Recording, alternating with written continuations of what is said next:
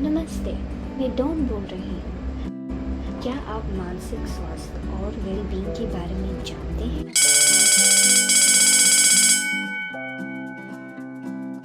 अरे, मेरी कलम कहाँ है? तुमने मेरी कलम चुरा ली। यह कुछ सेकंड पहले मेरी मेज पर थी। हाँ, नहीं, मैंने नहीं ली। यहाँ और कोई नहीं है। यह आपने ही लिया है। वापस करो।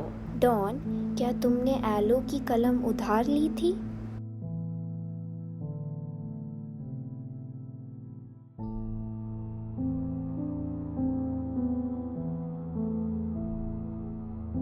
नहीं, मैंने नहीं ली है। फिर वो कहाँ है? वह मेरे लिए बहुत खास थी। मेरे दादाजी ने मुझे दी थी।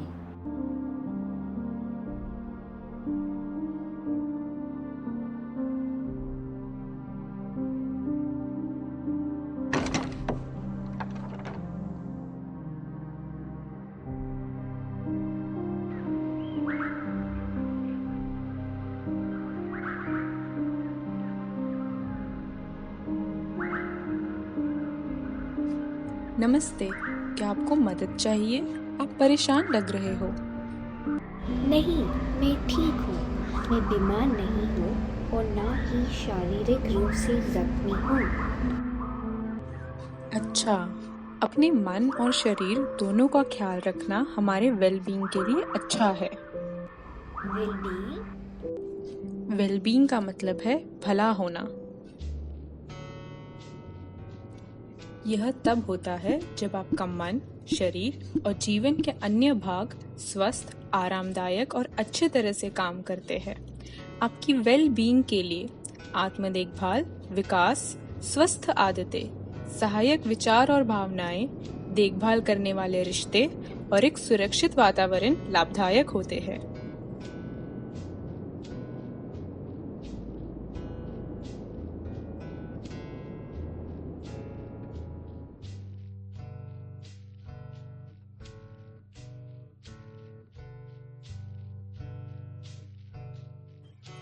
और ऐसे काम करना जो आपको आनंद दे।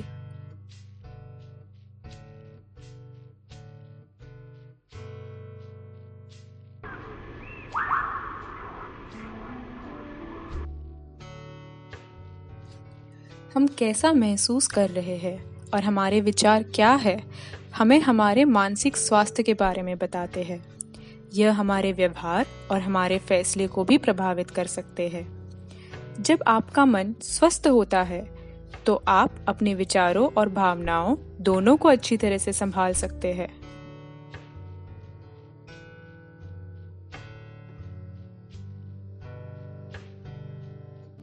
आपके विचार क्या हैं?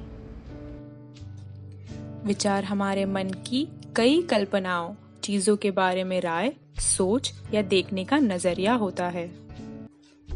कुछ विचार सहायक होते हैं और वे आपको बढ़ने या अच्छे कार्य करने में मदद करते हैं। लेकिन कुछ विचार असहायक होते हैं और वे आपको और दूसरों को चोट पहुंचा सकते हैं। जैसे जब मैं चाहती थी कि आलू की जगह गेंद मेरे पास होती। हाँ, हम सब कभी कभी असहायक विचार महसूस करते हैं, जैसे जलन। लेकिन आपके विचार और भावनाएं आपको आप नहीं बनाते हैं।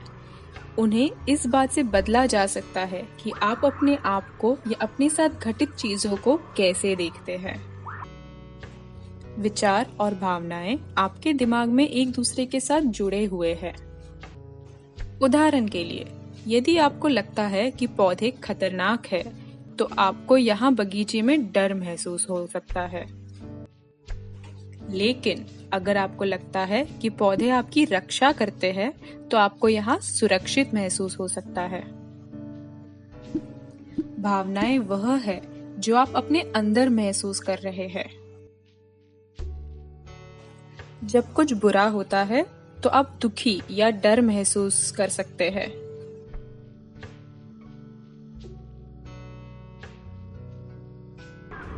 लेकिन जब कुछ अच्छा होता है या आप किसी चीज़ के लिए शुक्रगुजार होते हो तो आपको खुशी और शांति महसूस हो सकती है।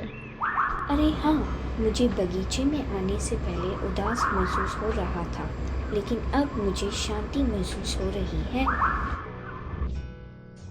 हाँ, भावनाएं आती जाती रहती है, वे हमेशा के लिए नहीं रहती। अलग अलग भावनाएं आपको अलग अलग चीजें बताती है। ट्रैफिक लाइट की तरह भावनाएं लाल, पीली या हरी हो सकती है या नीली भी हो सकती है।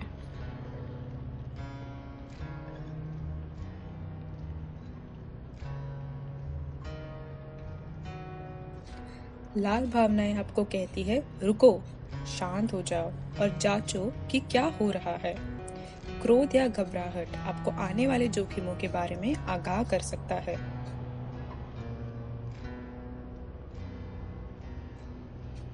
पीली भावनाएं आपको धीमा और सावधान रहने के लिए कहती है। इनमें चिंतित होना, उत्साहित होना या डरा हुआ महसूस करना शामिल है।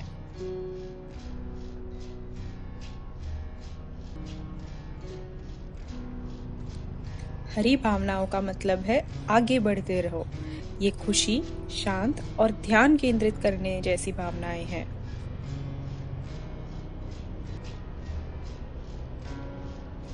नीली भावनाओं का मतलब है आराम करो या रिचार्ज हो जाओ।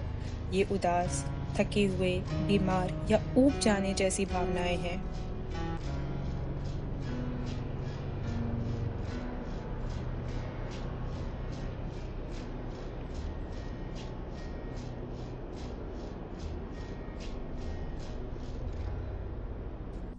कभी कभी भावनाएं मिश्रित हो सकती है।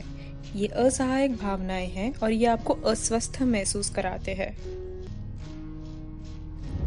आपका दिमाग एक बॉक्स की तरह है। जब उसमें बहुत अधिक असहायक भावनाएं होती है तो वे असहायक कार्यों का कारण बन जाती है।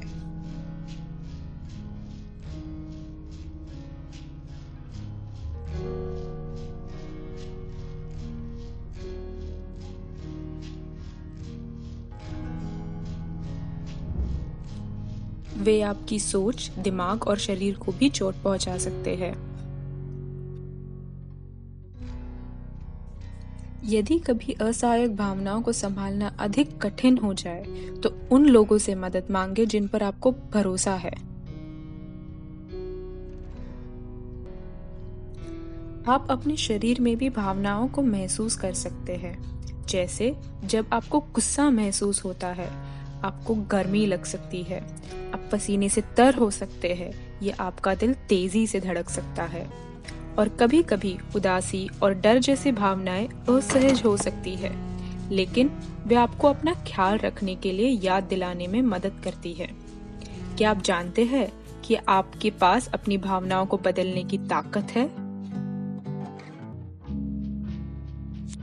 सबसे पहले पॉज और आत्म प्रेम का अभ्यास करें। फिर अपनी भावनाओं पर ध्यान दें और उन्हें सहायक तरीके से व्यक्त करें। आप अब उनके बारे में सोच सकते हैं, लिख सकते हैं, चित्र बना सकते हैं या गा भी सकते हैं।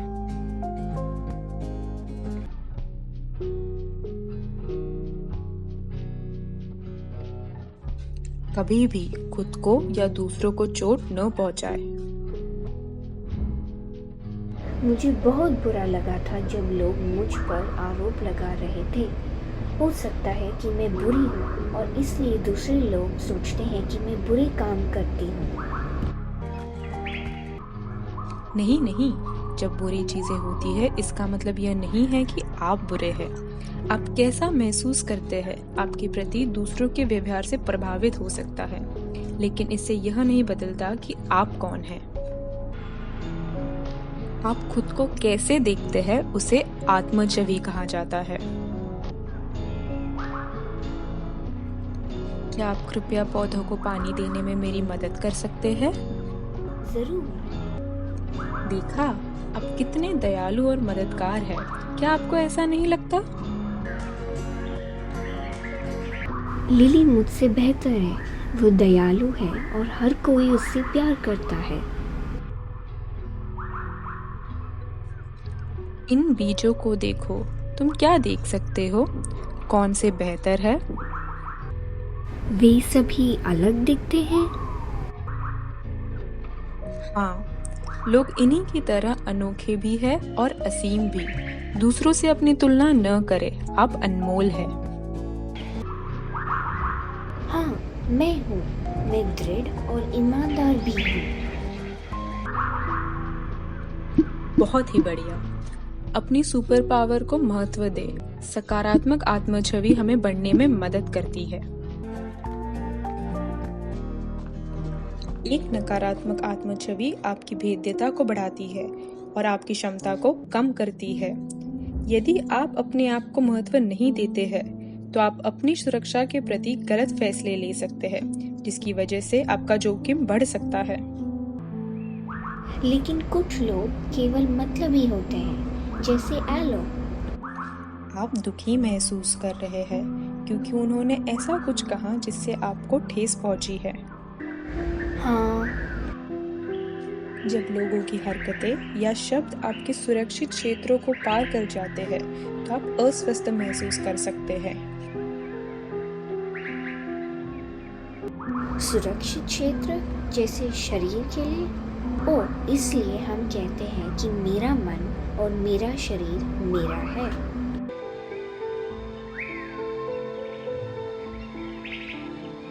हाँ, आपके दिमाग में भी सुरक्षित क्षेत्र है। लोगों का ऐसी बातें कहना या करना गलत है जो दूसरों के मन को ठेस पहुंचा सकती है। यहाँ पर यह पौधा दूसरे पौधों के सुरक्षित क्षेत्र को पार कर व्यापक रूप से फैल गया है। इससे उस दूसरे पौधों के विकास का नुकसान हो रहा है। मैं समझ गई। शायद मुझे एलो से बोलना चाहिए कि वे मुझे दोष देना बंद करें, क्योंकि उससे मुझे चोट पहुंचती है। बढ़िया विचार। अपने विचारों और भावनाओं को जानने से आपको समस्याओं को हल करने की अधिक शक्ति मिलती है। जब आप दूसरों को दोष दिए बिना अपने विचार उन्हें बताते हैं, तो वे भी आपको सुनने के लिए तैयार हो जाते हैं। ओह रुको, मुझे देर हो रही है। मुझे जाना होगा। मदद करने के लिए धन्यवाद डॉन। मुझे समझाने के लिए धन्यवाद। अलविदा।